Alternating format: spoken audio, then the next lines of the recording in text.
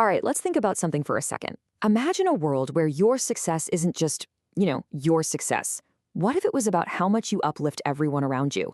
A world where the whole community just thrives because every single person genuinely believes their humanity is tied to everyone else's. Well, that's not just a nice idea. It's guided by a really powerful philosophy we're going to dive into today, Ubuntu. And it all really boils down to this one simple, but honestly incredibly profound phrase: I am because we are. Just let that sink in for a moment. This is the absolute heart of the Ubuntu philosophy. It's an idea that can totally reframe how you see your place in the world, and more importantly, your connection to every single person around you. So, what exactly is Ubuntu, right? Well, it's a term that comes from the Nguni Bantu languages in southern Africa, and its meaning is it's fascinating. It basically says that a person's identity isn't something they build all by themselves in a vacuum. Nope. It's deeply, deeply rooted in their relationships with other people and with the wider community. It's all about this idea of a shared humanity. Okay, but this whole philosophy, it goes so much deeper than just, being nice to people. Let's really dig into what Ubuntu truly means. It's not just about random acts of kindness, it's this powerful recognition that our well-being, yours and mine, is fundamentally, completely shared. So this philosophy, it's really built on a few core beliefs. The central idea, the big one, is that our well-being is just intrinsically tied to the well-being of others. You can't separate them. It's a worldview that's all about deep compassion and mutual respect. And it's about recognizing that the collective, the we, is so much greater than the sum of its parts. And this isn't just some abstract concept.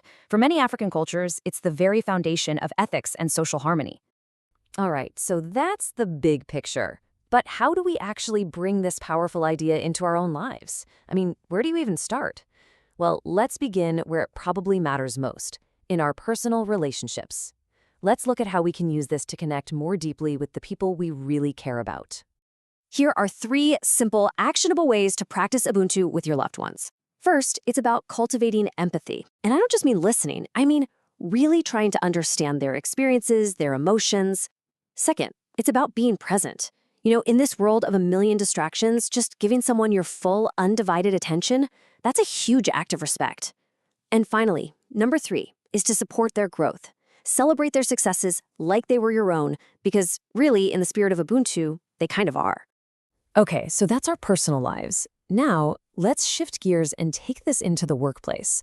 Because Ubuntu has the power to completely transform how we work together, to get us away from that competitive, me-first mentality that can be so draining. So what does Ubuntu at work actually look like? Well, for starters, it means seeing your colleagues as allies, not as rivals you have to beat. It's all about collaborating towards shared goals. And this is a big one. It's about genuinely celebrating the unique strengths that every single person brings to the team, recognizing that all that diversity, that's what actually makes the whole group stronger. And you can really see the difference when you compare leadership styles. Traditional leadership is often about control, right? It values competition, and it's often about personal gain.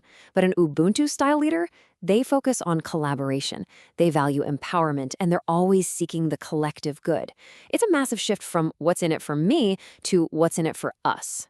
Okay, so we've talked personal life, we've talked work life. Now let's zoom out even further to the wider community. How can we use this idea of Ubuntu to strengthen the bonds all around us, in our neighborhoods, in our towns? So how do we do that?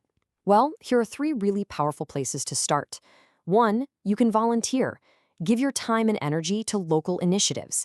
Every bit of effort directly strengthens the fabric of your community. 2, you can be a mentor. Share what you know, your skills and experience, to help someone else succeed. Because remember, their success is the community's success. And 3, support local. When you invest in local businesses, you're investing directly in the health and growth of the place you call home. Okay, all of this brings us to a really, really important question.